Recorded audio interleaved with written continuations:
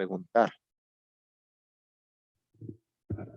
Es necesario. Hace, Sí, adelante, profesora Elizabeth, adelante. hace falta. Bueno, yo que siempre me surgen muchas dudas, luego voy a implementar algunas actividades y digo, ay, ¿cómo le haré aquí? Y así estoy, ¿no? Yo siempre estoy así como que cuestionándome. Me dice mi esposo, tú hubieras sido analista porque todo analizas, todo piensas. Le digo, sí, ¿verdad? Y ayuda, profesora Lisbeth, porque debemos de analizar nuestra propia profesión, ¿no? Hacia dónde vamos, qué hemos hecho bien, las cosas que no debemos de hacer, porque la educación siempre, el aula nos dice qué debemos de hacer, pero también deberíamos de decirnos qué es lo que no deberíamos de hacer, ¿no? Eso es Sí, importante. y es que eso es importante porque, por ejemplo, ahorita estoy haciendo corajes por mis fichas de trabajo que tenemos que elaborar en pareja. Híjole, y luego unas cosas que digo, ay, esto qué tradicionalista está, niños de primero no les va a agradar, mejor se los cambio, ¿no? Y estamos así como que ahí modificando, pero bueno, así es el trabajo. Totalmente, profesora Lisbeth. Fíjense que me hace recordar, hubo por ahí un filósofo romano llamado Pseudo Dionisio Areopagita. Así se, imagínense ese el nombre, me llamo Areopagita, ¿no? Imagínense ese nombre, el Pseudo Dionisio Areopagita. Fue el creador de la dialéctica negativa. ¿Qué es la dialéctica negativa? Pues precisamente nos dice la dialéctica negativa que cuando se vaya a argumentar, cuando se aborde un tema específico, no hay que ir por la certeza, sino por lo que no debería de ser.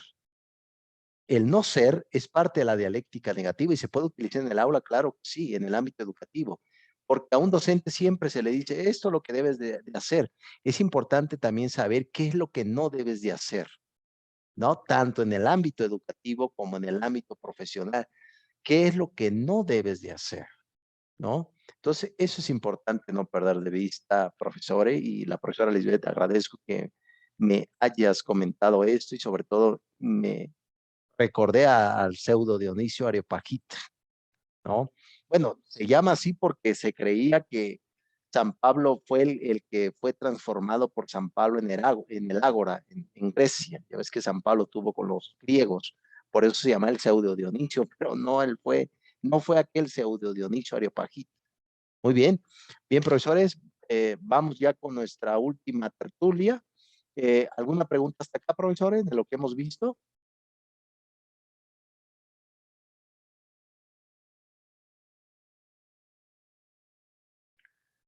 Bueno, creo que no hay preguntas, profesores.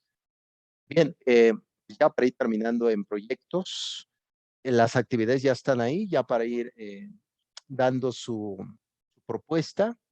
Por ahí la profesora Edith me comentaba que de entrada pues fue una propuesta hipotética, pero no por eso debe tener un realismo de lo que se puede llevar a cabo más adelante. Por lo tanto, es importante no perderlo de vista, que el camino ya lo tenemos, hay muchos caminos.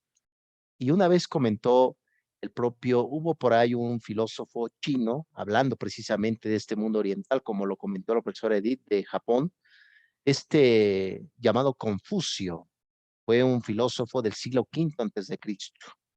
Él decía de hecho, él es el creador de esa frase, hay que enseñar a pescar, ¿no? Entonces, esta parte también de pensar la vida, pero también tomar iniciativa nosotros mismos. Un proyecto no solamente es académico ni escolar, son proyectos que duran toda la vida, el proyecto del matrimonio, el proyecto de X, el proyecto del trabajo, etcétera. Entonces, hay que aprender a pescar, como decía Confucio, ¿no? Y el propio Lao Tse, que fue también otro filósofo de ese mundo, él fue el creador del taoísmo, ¿no? Qué cosas malas también no nos ayuda para el crecimiento docente, ¿no? Eso es importante también no perder de vista, el taoísmo. Pero bueno, eso es parte como generalizaciones, ilustres profesores. Bien, vamos a ir terminando ya esta materia. Les había comentado de que la propia perspectiva de este tipo de actividades es que no hay que perder de vista cómo se va a hacer, quién lo va a organizar y cómo se puede ir trabajando. Yo les platiqué que yo he realizado muchos proyectos de religión en la universidad actualmente que estoy es católica, he hecho muchos proyectos físicos en esa época clásica de estar en el aula, y a mí me gustaba mucho hacer obras de teatro. Entonces el proyecto era eso, pero siempre es importante que el alumno, nos decía, el docente no debe ser el protagonista aquí, debe ser el alumno tiene que dar la bienvenida, el alumno debe de cerrar, el alumno debe de estar ahí. Y una vez a mí me tocó hablar y no, me dijeron, no, pero yo no diga nada, güey. El alumno debe de ser el protagonista en el proyecto. Vayan pensando, profesores, vayan pensando qué van a hacer en el futuro, qué tipo de propuestas van a llevar a cabo. Imagínense una escuela, una tarde, ¿no, profesora Lisbeth? Una tarde de música, una tarde de trova, impresionante. Estaría bien. Muchos sueños, en efecto. De ahí viene ese libro de Tomás Moro, La Utopía, ¿no? Puede ser una utopía, pero es posible, pues, profesores.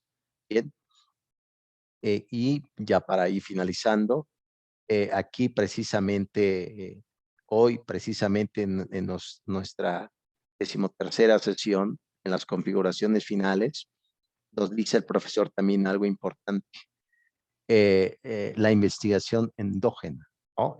Habíamos hablado que lo que pasa dentro de un grupo de proyectos debe de quedar ahí, tanto los aspectos también íntimos de todo proyecto, como cómo se puede llevar a cabo, hasta hacer una rifa, hacer, etcétera, ¿no? Nos habla de este método y sobre todo de ir desarrollando algunas perspectivas. Todo esto lo pueden utilizar, a lo mejor sí, ¿no? Siempre un proyecto educativo tendrá este tinte endógeno, ¿no? En esta parte endógena de irlo estructurando. Se habla también de cuestionarios, también el cuestionario se utiliza mucho en el método cualitativo para evaluar los proyectos educativos, ¿no? Preguntas abiertas rápidamente, unas 5 preguntas. ¿Cómo vieron aquí el proyecto? Se puede hacer inclusive en el momento que termine el proyecto, se le pase esa hoja a los padres de familia, a los docentes. Escriban, por favor, ahí cómo vieron el proyecto, cuál consejo le daría para mejorar. Eso se puede utilizar para, precisamente para la evaluación del propio proyecto, ¿no? Entonces, no olviden esto, lo que nos dice el profesor, la investigación totalmente cualitativa. Si lo quieren hacer totalmente cuantitativa, pues adelante, ¿no? También se puede utilizar la estadística, la R de Pearson, la desviación estándar, ¿no, profesora Edith? ¿No? Todo esto, circunstancias estadísticas, ¿no? Yo, inclusive, cuando era joven, en mi licenciatura en Ciencias de la Educación, precisamente llevé todo el método totalmente clásico, totalmente cuantitativo. Vimos y fórmulas a mano, ¿eh? Haz esto, N minúscula, N mayúscula, y lo hice a mano todo, impresionante, hasta conocí el sistema estadístico de ciencias sociales llamado SPSS, ¿no? Se utiliza para las variables y demás. Impresionante. Pero bueno, esa es la propuesta, profesores.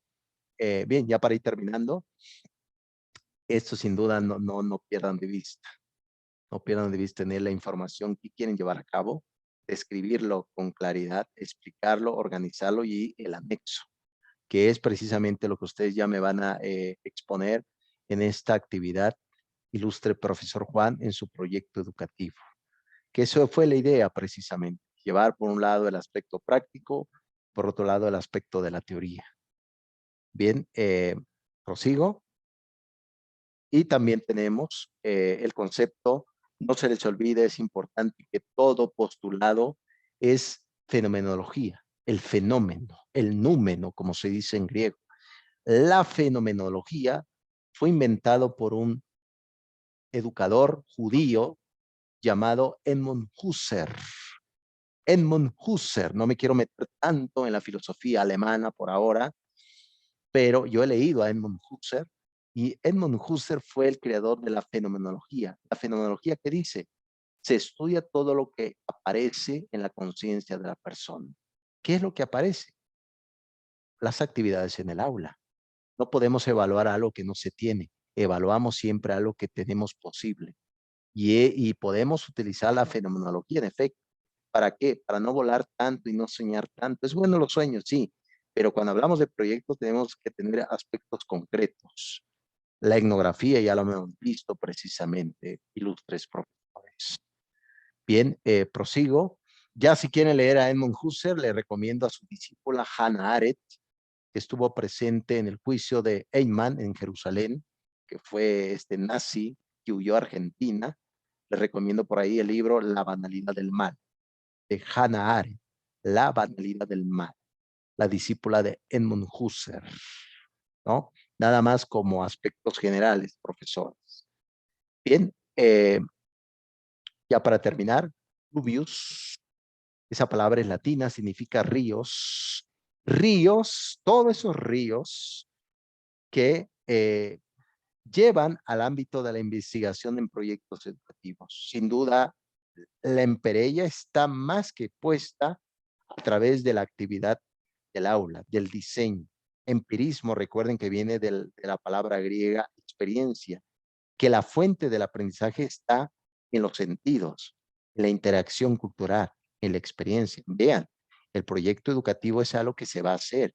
A través de eso, los alumnos pueden aprender más de lo que escucharon al docente en el aula de clase. Vean las propiedades interesantes. Imagínense además que diga la profesora Edith, jóvenes, vamos a hacer una actividad empírica. ¿Cómo es posible? Sí, vamos a hacer. Vamos a hacer. Eso es el empirismo.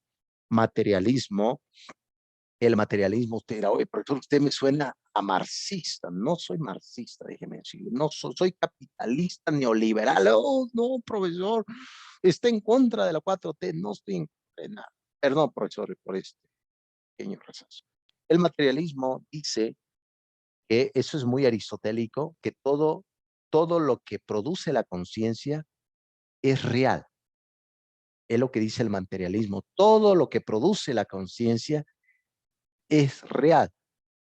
Pues precisamente no todo lo que produce la conciencia es real, pero al menos nos puede decir el materialismo cuáles son las cosas que tenemos en concreto, con qué contamos, hablando de materialismo, qué aspectos tenemos para este proyecto y cómo lo podemos llevar a cabo. Recursos, tiempo, recuerden, habíamos hablado anteriormente del tiempo, es crucial en esto. Si pasa más, puede llegar a acontecer muchas dificultades. Ese es el materialismo de Aristóteles.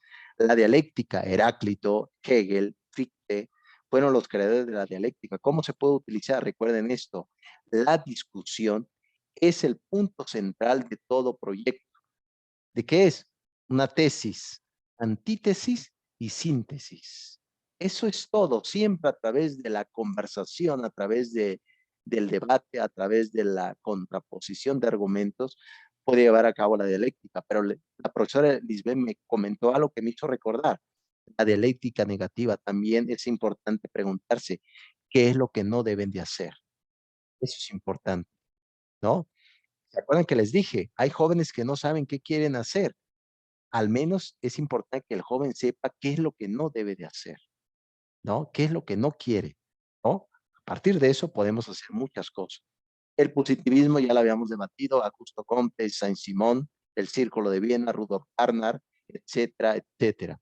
El positivismo, como les he dicho, hay que tener cuidado con esta perspectiva porque el positivismo desprecia lo que habíamos platicado, la experiencia del sentido común. ¿Se acuerdan que los habíamos platicado?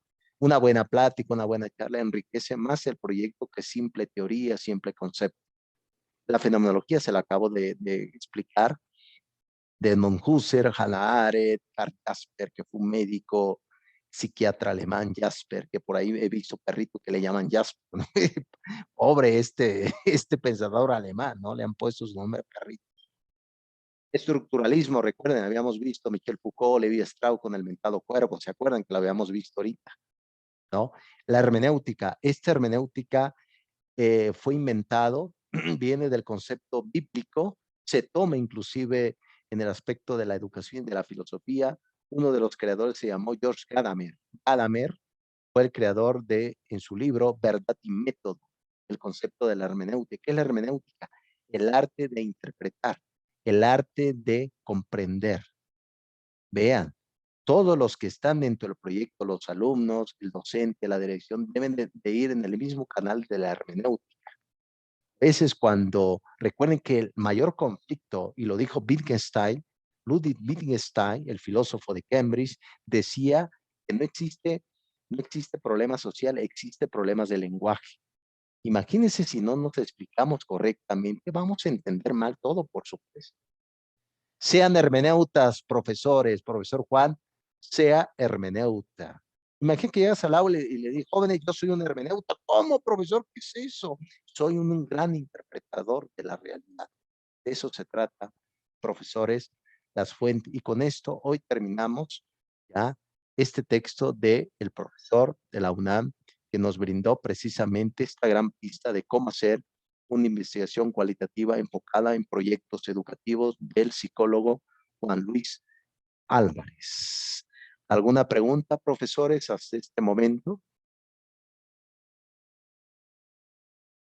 Recuerden que la hermenéutica también se conoce como exégesis. Exégesis. A un docente se le puede llamar exégeta. Oh, ¿cómo? Sí, porque recuerden, cuando un alumno pregunta, cuando el docente prepara su clase, cuando lleva a cabo su actividad, son puras interpretaciones, pura interpretación. Ese es el problema que actualmente vivimos, profesores, porque cuando un docente le deja la tarea al alumno, en su planeación dice, oye mamá, ¿qué quiere decir el docente que haga esta actividad? No lo sé. Eso es problema de exégesis.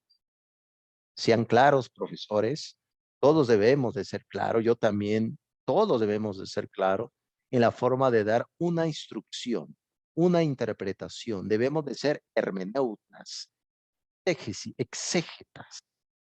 Cuando no se interpreta bien el lenguaje, hay problemas graves, ¿no? La profesora Lisbeth dijo ese ratito, oye, profesor, quería llevar a cabo ese proyecto, pero su papá del niño interpretó algo distinto, ¿no, profesora Lisbeth? Es que no quiero que mi hijo salga.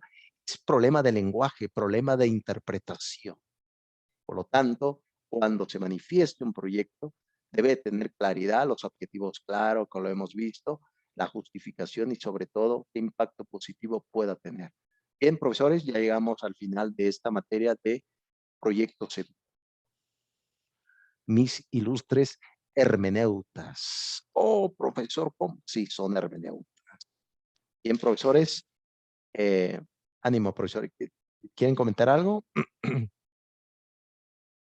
Ok. Bien, profesores, ya casi hasta estoy llorando de la emoción. Bien, voy a compartir. También la educación es muy, muy sentimental. Bien, vamos ya con nuestra última materia, dinámicas de grupos. De cómo va, la última actividad va a estar muy interesante, lo vamos a abordar y sobre todo lo vamos a llevar a cabo a través de unas perspectivas. Yo creo y considero, profesores, que esta última materia de dinámicas de grupos, todos se llevan una gran experiencia, sobre todo deduzco, espero, disculpe, soy un poco positivo, pero estoy seguro que se llevan muchas actividades que puedan llevar a cabo en el aula, con su familia. A veces te saca de apuros, claro que sí. Cuando uno está dando clases, uno se da cuenta de que pues el alumnado pues está aburrido, están viendo su celular, están echando novios, etcétera. Una dinámica de grupo te puede echar la mano, por supuesto que sí. Puede salvar el día, te puede salvar el día. Muy bien, vamos ya con la última característica de los hermanos. Bien, es un libro muy amplio, en efecto, no puedo evitar mencionarlo, pero eh, bien, vamos ya con, a ver, decimos, ok, a ver, vamos a ver aquí dónde nos quedamos. Ok, ok, bien, aquí nada más, no sé usted, por ejemplo, profesora Edith, ¿qué deporte te gusta hacer, profesora Lesbia? Creo que platicaste de tu hijo, ¿no? Que juega el básquetbol. Bueno, en mi caso, sí, mi niño juega básquetbol. Bueno, yo también jugaba básquetbol. ¿Tú juegas básquetbol, profesora? Todavía, Todavía. todavía aguanto un partido. Sí, exacto, excelente, profesora Edith.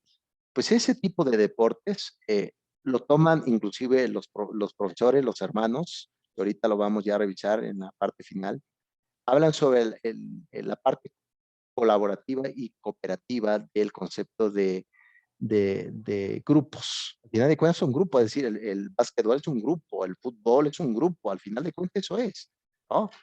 Actualmente no sé si han visto el fútbol, yo lo he visto, ya ves que México perdió contra Canadá, es que no querían jugar, todos querían hacer lo que querían. Al final de cuentas fracasa todos. Y ahorita vamos a ver algunas características interesantes de cómo nos dicen los profesores de estas dinámicas de grupos, pero cómo se debe de abordar. Aquí, por ejemplo, los Yankees, profesor Juan, es el grupo, bueno, es un grupo precisamente, un deporte, los Yankees de béisbol, muy famoso a partir del siglo XX, que actualmente andan mal, de hecho, déjeme decir, a mí no me gusta el béisbol, pero veo las noticias, veo un rato y no andan bien, porque luego se pelean y demás. Pero los hermanos en este libro, la evaluación del aprendizaje cooperativo, retoman la ventaja precisamente de los grupos. Inclusive eso te puede ayudar para entender y darte seguridad, porque al final de cuentas, profesores, cuando uno aborda las dinámicas de grupos, es importante también que todos se sienten a gusto. Y cuando eso sucede, todo fluye, todo va cambiando. Pero ¿qué tal cuando no conoces a nadie? Oh, no me digas eso. Es difícil, es muy difícil, profesor. Por lo tanto, quédense con este tipo de deporte. Pregúntense qué deporte les gusta y cómo lo pueden llevar a cabo. Es decir, vean, observen todo esto, ¿no? Eso es importante, no perderlo de vista. Adelante, profesor Edith. Y quería platicar una experiencia que hace poco pasó con mi niño, Sí, de esto del trabajo colaborativo, en el que una vez llegando al partido dice, ya no quiero jugar. Y le decimos, pues, ¿por qué no? Dice, es que siento estrés. Y le digo, ¿pero por qué estrés? O sea, para conocer cuál era la raíz del estrés, ¿no? Ponerlo a platicar, a ver qué sentía. Dice, es que luego a veces mis compañeros me dicen, vamos, tú puedes, ese, le dicen ese de apodo. Ya cuando hay equipos, pues ya se empiezan así como que a poner apodos.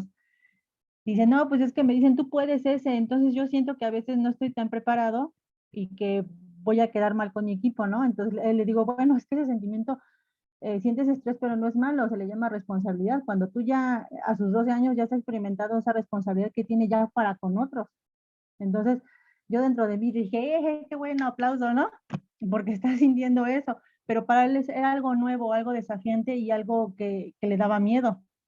Bueno, ya le tuvimos que hablar así como que una hora con él y darle otra perspectiva. Le dijimos, lo que sientes es normal. O sea, esa parte de la responsabilidad y te preocupa a veces quedar mal con las demás personas, pero estaría peor que los dejaras solos, ¿no?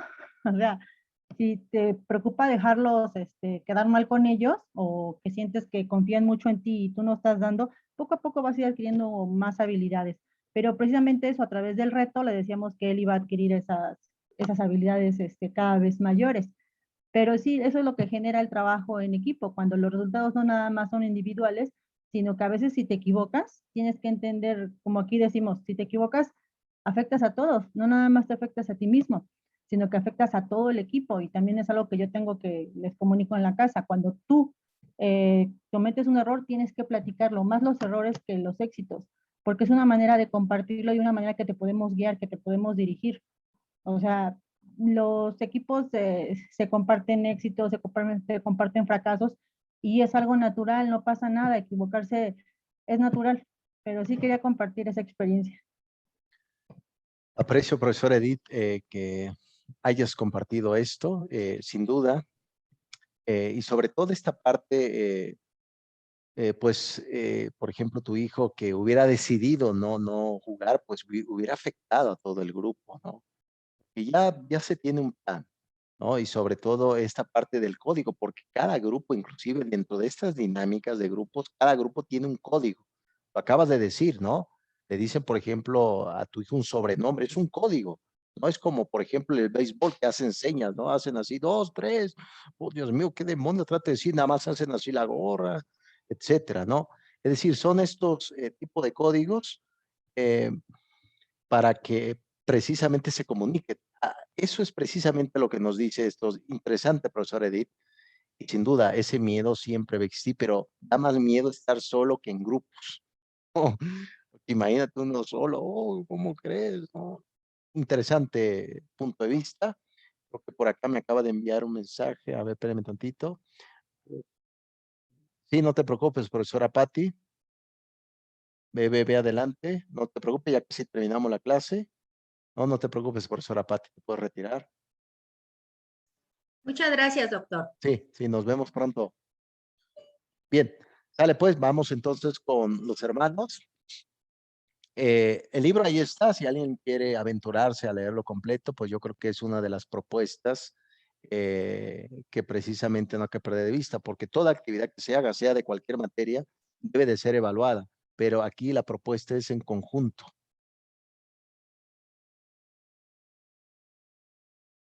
Bien, sale pues, la primera sesión, aquí precisamente hablan de esa habilidad, de esas muchas habilidades, sobre todo la parte de ese compañerismo, ¿no? Aunque a veces no parezca, cuando hablamos de estas actividades grupales en el aula, tiene mucho impacto más allá del ámbito académico, sino tiene una acción más personal, más de compromiso. No se crean, hacer grupos, ahorita lo vamos a ver algunas características, es muy difícil. ¿Qué tal si no quieren? Yo no quiero hacer grupos, profesor, yo no quiero llevar a cabo mi actividad.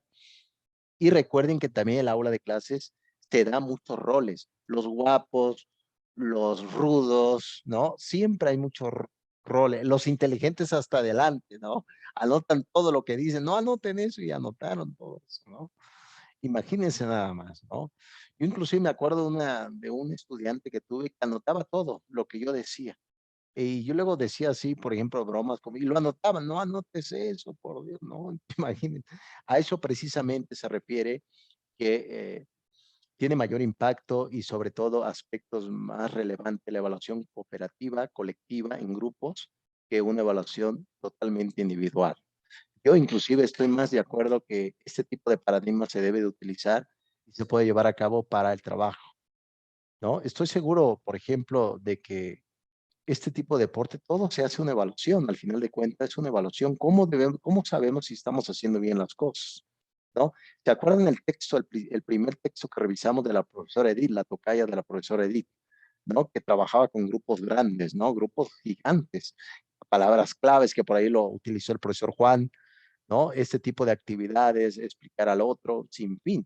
Y ya luego hemos visto que precisamente las dinámicas de grupos, lo mejor es hacer en grupos pequeños, ¿no? Es la propuesta que hasta ahora tenemos, ¿no? Que en grupos grandes, pero ustedes dirán si se puede llevar a cabo esta actividad. Bien, aquí el profesor, los profesores, aquí nos brinda como unos pasos precisamente para utilizar la evaluación en grupos, ¿no?